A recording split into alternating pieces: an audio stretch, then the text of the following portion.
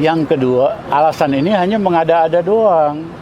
Jadi kami minta kepada pemerintah, janganlah bodohin rakyat kita, ya kan? Cobalah lebih objektif di dalam memberikan keterangan. Nah, yang kedua, Presiden Jokowi, pemerintah selalu memberikan alasan Omnibus Law perlu karena peraturan perizinan investasi ruwet. Yang kedua, birokrat kerjanya bikin susah sehingga nggak ada investasi yang masuk. Dia bolak-balik katakan kita harus sederhanakan perizinan, peraturan, birokrat tidak boleh menghambat perizinan. Caranya dengan undang-undang Omnibus Law. Pertama, idenya sih bagus, benar. Birokrat kita brengsek, sulit dapat izin ini itu. Tapi solusinya malah ngawur.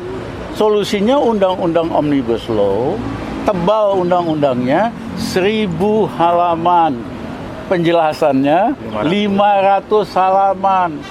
Jadi perusahaan besar aja nggak bisa ngerti undang-undang ini. Harus sewa lawyer untuk bisa paham. Apalagi usaha kecil dan menengah, makin ribet. Nah, apa yang terjadi kalau undang-undangnya justru semakin ribet, semakin ruwet, 1000 halaman. Pengusaha kecil gampang ditolak. Dia minta izin, misalnya UKM, oh ini nggak bisa Pak karena pasal ini, itu nggak bisa pasal ini, ya kan? Akhirnya dia minta tolong Pak, tolong dong Pak, berapa aja biayanya? Akhirnya jadi alat penyogokan lagi. Jadi justru undang-undang 1000 halaman Omnibus Law ini jadi alat baru bagi pejabat dan birokrat untuk mempersulit investasi, terutama UKM. Ya. Kalau mau sederhana bikin undang-undang cukup 50 halaman.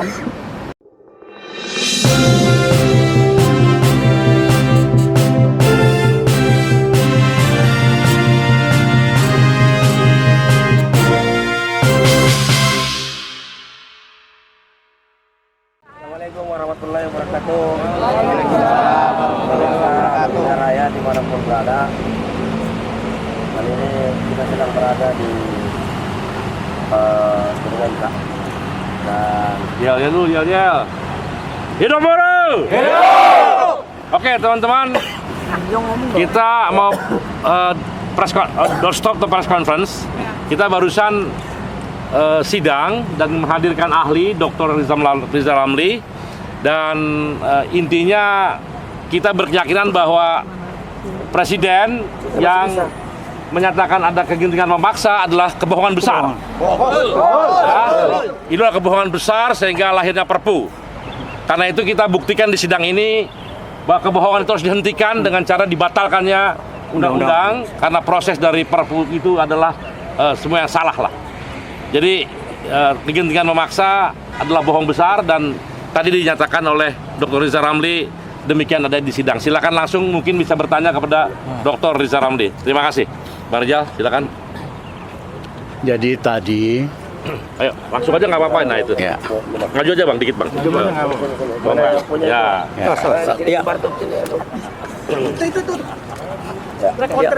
ya. Jadi barusan saya diminta oleh 15 federasi buruh untuk jadi saksi ahli.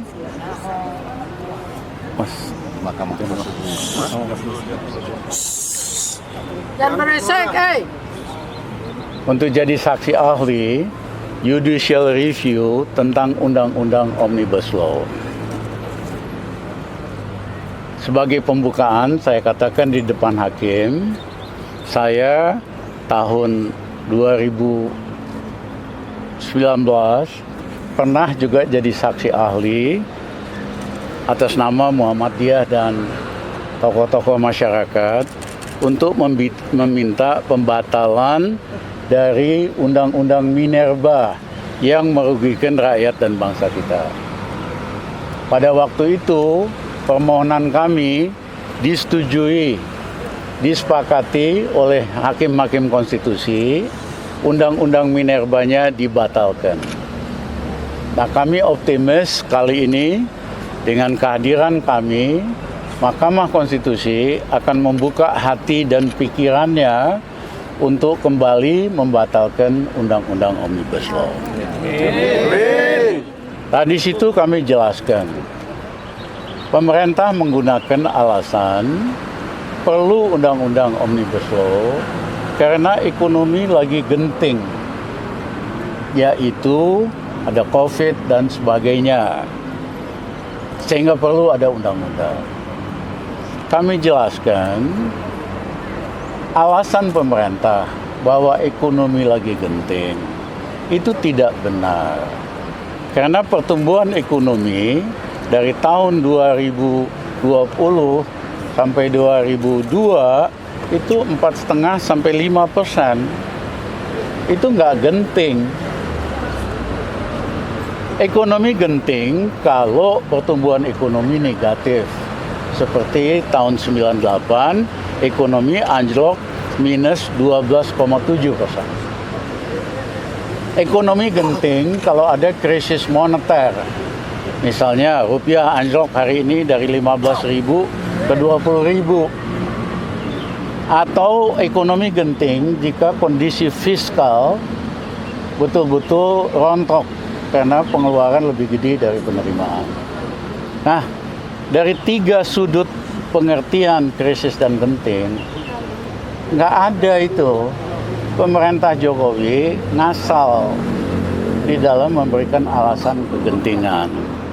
Tidak ada basis aktualnya. Nah, yang kedua, alasan ini hanya mengada-ada doang. Jadi kami minta kepada pemerintah, janganlah bodohin rakyat kita, ya kan? Cobalah lebih objektif di dalam memberikan keterangan. Nah, yang kedua, Presiden Jokowi, pemerintah selalu memberikan alasan Omnibus Law perlu karena peraturan perizinan investasi ruwet. Yang kedua, birokrat kerjanya bikin susah, sehingga nggak ada investasi yang masuk. Dia bolak-balik katakan, kita harus sederhanakan perizinan, peraturan, birokrat tidak boleh menghambat perizinan, caranya dengan Undang-Undang Omnibus Law. Pertama, idenya sih bagus, benar. Birokrat kita brengsek, sulit dapat izin ini itu. Tapi solusinya malah ngawur. Solusinya Undang-Undang Omnibus Law, tebal undang-undangnya 1.000 halaman. Penjelasannya 500 halaman. Jadi perusahaan besar aja nggak bisa ngerti undang-undang ini. Harus sewa lawyer untuk bisa paham. Apalagi usaha kecil dan menengah, makin ribet. Nah, apa yang terjadi kalau undang-undangnya justru semakin ribet, semakin ruwet, 1.000 halaman. Pengusaha kecil gampang ditolak. Dia minta izin, misalnya UKM, oh ini nggak bisa Pak karena pasal ini, itu nggak bisa pasal ini, ya kan? Akhirnya dia minta tolong Pak, tolong dong Pak, berapa aja biayanya? Akhirnya jadi alat penyogokan lagi. Jadi justru Undang-Undang 1.000 halaman Omnibus Law ini jadi alat baru bagi pejabat dan birokrat untuk mempersulit investasi, terutama UKM. Ya. Kalau mau sederhana bikin undang-undang cukup 50 halaman. Jadi bahasa undang-undangnya jelas, tidak abu-abu. Ya, misalnya kalau pengusaha UKM minta izin, sebulan pemerintah nggak bereaksi, ya udah dapat izinnya, langsung otomatis. Bahwa kemudian pengusaha ini melakukan pelanggaran soal polusi, soal apa, ya pakai proses hukum aja. Tapi jangan itu dipakai itu. Nah, dampak yang paling penting adalah outsourcing. Karyawan dengan Undang-Undang Omnibus Law ini outsourcing seumur hidup. Itu betul-betul tidak manusiawi, tidak Pancasila. Kenapa? pekerja baru ini masih muda, dia nggak tahu kepastian nasib dia dan keluarganya. Ya, anytime bisa dipecat. Betul. Yang kedua, dia nggak dapat tunjangan kesehatan, nggak dapat tunjangan buat anak istri, nggak dapat pesangon pensiun. Naik aja sulit. Ya, nah bahkan tadinya kalangan manajer lain-lain setuju undang-undang Omnibus Law karena mereka nggak baca dengan teliti. Ternyata setelah mereka baca dengan teliti, misalnya di bawah direktur, kepala divisi keuangan, lain-lain, itu kan kalau yang perusahaan besar gajinya bisa 150 juta. Tiba-tiba dengan undang-undang ini mereka kena juga. Pesangon dia berkurang hampir 3,5 sampai 4 miliar. Kalau gajinya 50 juta, pesangonnya berkurang hampir 1,5 miliar. Dia baru sadar bahwa undang-undang ini berlaku juga tidak hanya untuk pegawai kerah biru, tapi kerah putih, kecuali lu direksi atau komisaris gitu. Baru sadar mereka juga sekarang mulai banyak yang ikut menolak bersama buruh undang-undang ini.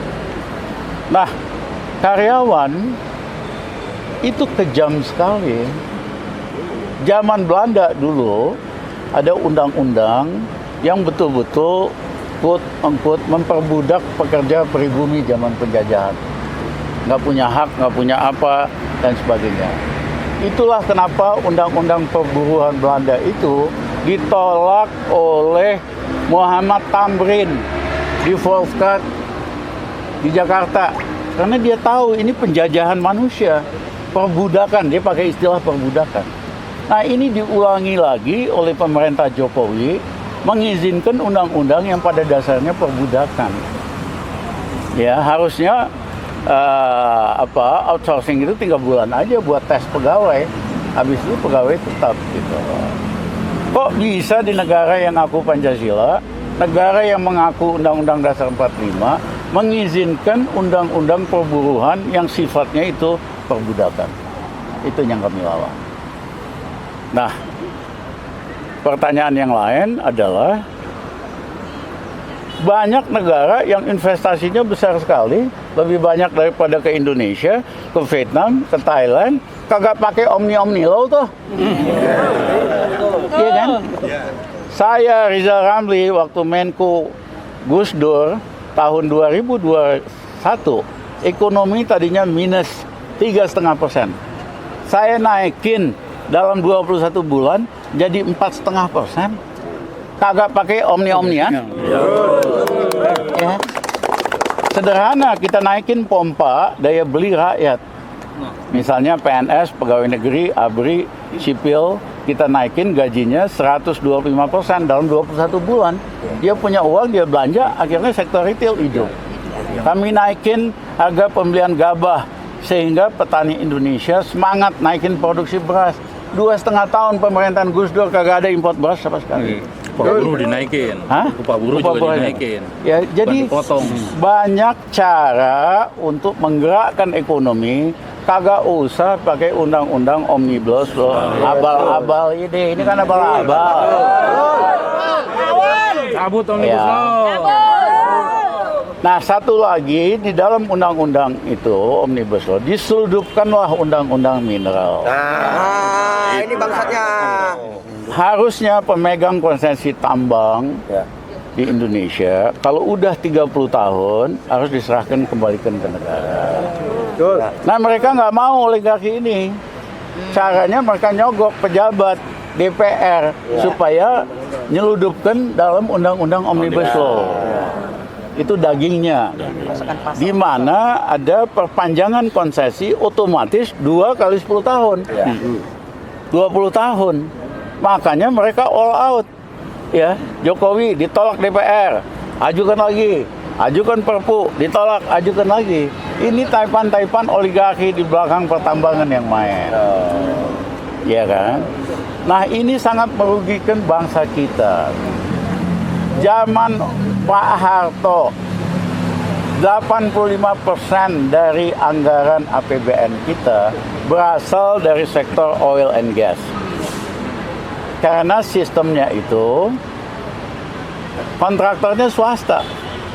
setelah dipotong ongkos-ongkos, keuntungan netonya bagi swastanya dapat 15%. Swasta domestik sama asing, negara dapat 85%. Sistem bagi hasil. Itulah kenapa Pak Harto bisa bikin SD Impres, Puskesmas, segala macam.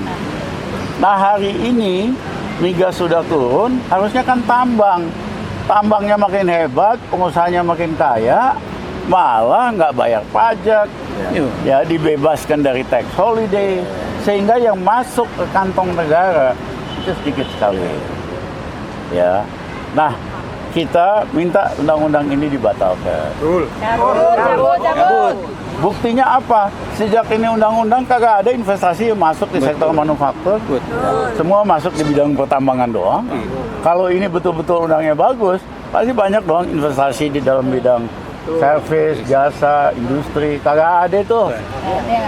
Ya jadi Mas Jokowi janganlah kasih argumen abal-abal terus. Betul itu. Ini waktunya kita bicara kebenaran.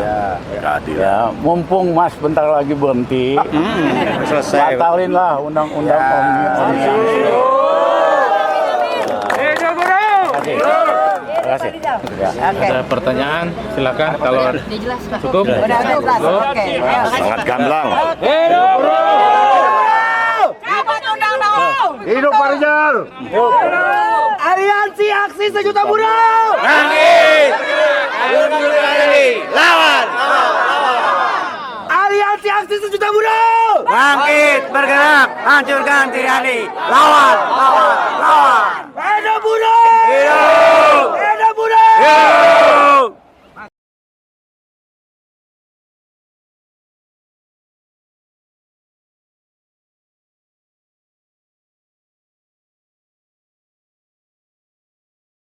Kawan-kawan semua dimanapun berada, ini suasana di MK, di mana hari ini kita menghadirkan saksi ahli Bang Rizal Ramli, seorang mantan Menko Perekonomian zaman Gus Dur maupun Pak Jokowi. Itu mengupas tuntas gamblang banget tadi, seperti yang dijelaskan tadi, bahwa pesan hari ini bahwa sudahlah Pak Jokowi, hentikanlah himbauan-himbauan yang ngawur, ngelantur, dan mohon dalam rangka menyambut hari ulang tahun Republik Indonesia nanti yang ke-78, maka sebaiknya Undang-Undang Omnibus Law itu dicabut aja tanpa syarat sebagai kado kehormatan buat seluruh Indonesia. Mudah-mudahan itu bisa sedikit menghapus dosa-dosa Pak Jokowi selama Pak Jokowi memimpin. Janganlah kondisi bangsa kita ini makin semraut dan ugal-ugal serta amburadul dengan lahirnya Undang-Undang Omnibus Law itu.